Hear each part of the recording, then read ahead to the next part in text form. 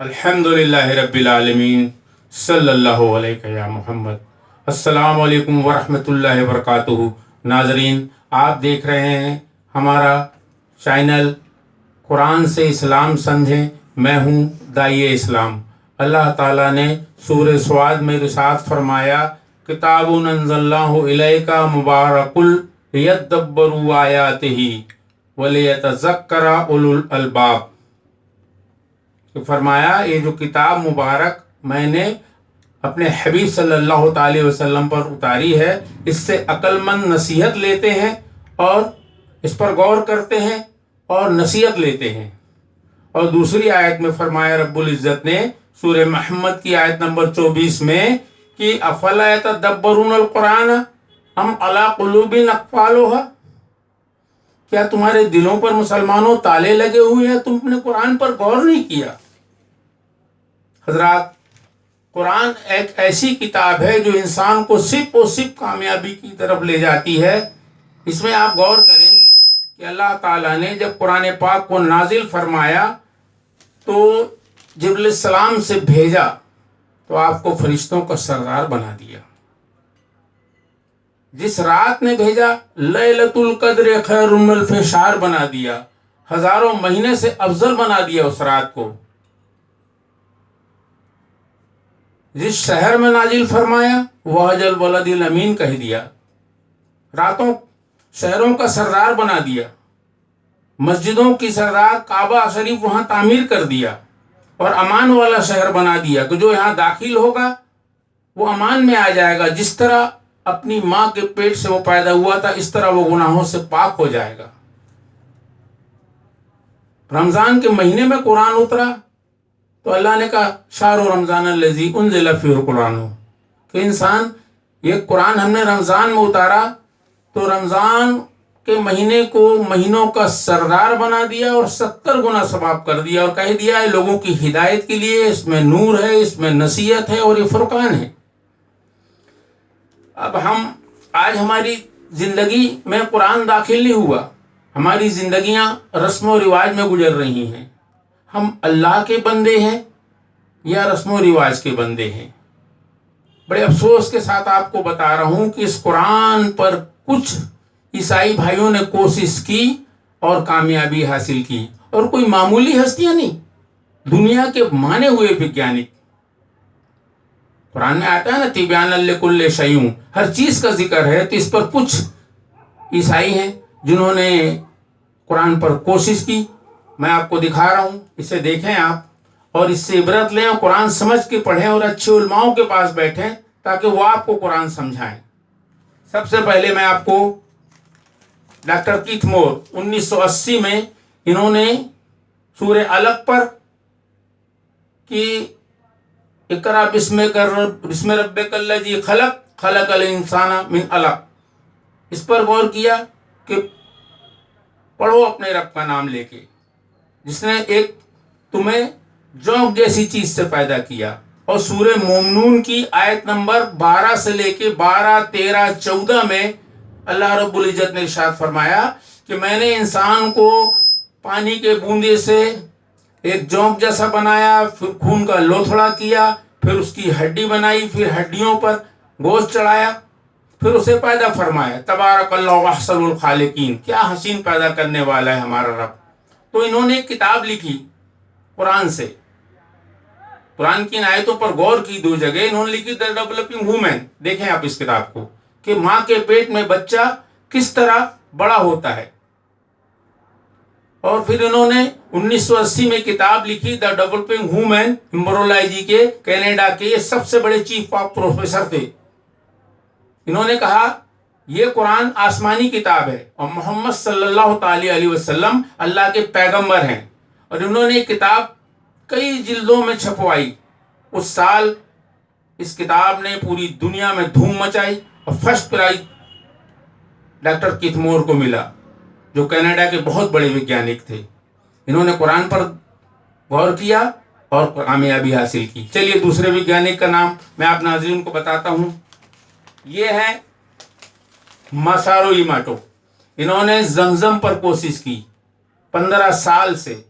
انہوں نے 5 کتابیں لکھی ہیں، ایک کتاب ان کی یہ ہے the hidden message in water. انہوں نے زمزم کے بارے میں لکھا جو سورہ بقرہ کی آیت میں ان الصفا والمروہ من شعائر اللہ کہ میری نشانیاں ہیں اس میں. تو انہوں نے زمزم کے کنویں کے بارے میں لکھا کہ اس کنویں میں اتنا پانی ہے کہ یہ پوری دنیا کو ڈبا سکتا ہے، لیکن پتہ نہیں کون سی طاقت اسے روک کے رکھی ہے. اور حضرات آپ جانے کہ زمزم کا مطلب ہوتا ہے رکا ہوا. تو آپ نے کہا ڈاکٹر مساری موٹو نے کہ میں نے 15 سال سے ہر قسم کے پانی پر کوشش کی اور کیمیکل ڈال کے اسے بدل دیا، لیکن جب زمزم پہ میں نے تحقیق کی تو زمزم کو میں کسی کیمیکل سے اس کی تاثیر نہیں بدل سکا، بلکہ دوسرے پانی کے 1000 بوند میں نے زمزم کا 1 بوند پانی ڈالا تو یہ زمزم جیسا ہو گیا پورا. اور جب اس میں بسم اللہ شریف یا کوئی بھی قرآن کی آیتیں پڑھتے تو یہ اس میں بدلاؤ آتا ہے. ایک ٹھو اس میں 2 ٹھو کرسٹل ہیں، باقی پانیوں میں بہت سارے اسم و سیم ہیں. انہوں نے 15 کتابیں لکھی اور کامیابی حاصل کی. چلیے تیسرا ڈاکٹر ماریز بکل. انہوں نے فرعون کی ممی پہ کوشش کی کہ فرعون کی لاش آج بھی مصر میں رکھی ہوئی ہے. انہوں نے کوشش کی اور انہوں نے سورہ یونس کی آیت نمبر 92 پر کوشش کی کہ ہم تیرے بدن کو سنبھال کے رکھیں گے تاکہ تو لوگوں کے لیے عبرت بنے. پھر انہوں نے 50 سال کی عمر میں عربی سیکھی، اسلام کو سمجھا، اور اس کے بعد انہوں نے اپنا بیان دیا کہ یہ بات تو ابھی پتہ چلی فرعون کے لاش کے بارے میں، لیکن قرآن پاک میں تو 1450 سال پہلے سے الحمدللہ موجود ہے بات. آپ نے کہا یہ آسمانی کتاب ہے، اللہ کی کتاب ہے، اور آپ مرنے سے پہلے ایمان لائے. ان کا بیان تھا کہ آسمانی کتاب ہے اور ہمارے پیغمبر جناب محمد رسول اللہ صلی اللہ تعالی علیہ وسلم اللہ کے پیغمبر ہیں اور قرآن اللہ کی کتاب ہے. اور انہوں نے ایک کتاب لکھی ہے، دیکھیے Bible, the Quran and science. اور ایک ہے مائیکل ہارٹ. انہوں نے تاریخی انسانیت کے 100 عظیم ہستیوں کو چھانٹا کہ پوری دنیا میں سب سے عظیم انسان کون ہے. جو ہمارے قرآن میں کہا جاتا ہے نا، اللہ نے فرمایا لَقَدْ كَانَ لَكُمْ فِي رَسُولِ اللَّهِ أُسْوَةٌ حَسَنَةٌ کہ محمد عربی صلی اللہ تعالی علیہ وسلم کی زندگی کو نمونہ بناؤ. انہوں نے اس پر تحقیق کی اور سب انسانیت پر کوشش کی کہ عظیم انسان کون رہا دنیا میں آج تک. تو انہوں نے دا ہینڈل لکھی، ایک کتاب دیکھیں مائیکل ہارٹ کی. انہوں نے سب سے فرسٹ میں ہمارے سلطان انبیاء حضور صلی اللہ تعالی علیہ وسلم کو رکھا، دوسرے میں نیوٹن کو رکھا جس نے سائنس کی دنیا میں تہلکہ مچایا تھا، تیسرے میں اپنے پیغمبر کو رکھا عیسیٰ علیہ السلام کو. یہ عیسائی تھے تو ان سے سوال کیا کہ تم نے اپنے پیغمبر کو کیوں پہلے نہیں رکھا. تو انہوں نے کہا ہمارے پیغمبر اللہ کے حکم سے مردے جلا دیا کرتے تھے، لا علاج بیماریاں ٹھیک کر دیا کرتے تھے، اور نیوٹن سائنس کی دنیا میں انقلاب لایا، لیکن اکیلے محمد عربی صلی اللہ تعالی علیہ وسلم کی ذات ایسی ہے جنہوں نے بنا خون بہا کے پوری دنیا پہ انقلاب لایا. حتیٰ کہ بولے برتنوں پہ بھی انقلاب آ گیا ہے نا، شراب کے برتن بھی توڑ دیے گئے، عورتوں کو حق ملا، غریبوں کو گلے لگایا، اور بنا خون بہائے پوری دنیا میں انقلاب لا دیا انسان کا. رحمت اللہ عالمین ہیں آپ. تو ان سے بہتر انسان آج تک میرے تحقیق کے مطابق پوری دنیا میں پیدا نہیں ہوا. کہہ دیں سبحان اللہ. تو آپ لوگوں سے بڑے درد کے ساتھ گزارش کرتا ہوں میرے دوستوں، میرے اسلامی بھائی بہنوں، قرآن سمجھیں، پڑھیں اور اچھے علماء کے پاس بیٹھیں اور سیکھیں قرآن، نہیں تو مرنے کے بعد ہمیں پچھتانا پڑے گا. حضرات قرآن سے اسلام سمجھیں اور سیکھیں، اور اس چینل کو لائک کریں اور شیئر بھی کریں تاکہ یہ علم ہمارے ہر مسلمان بھائی بہن تک پہنچے.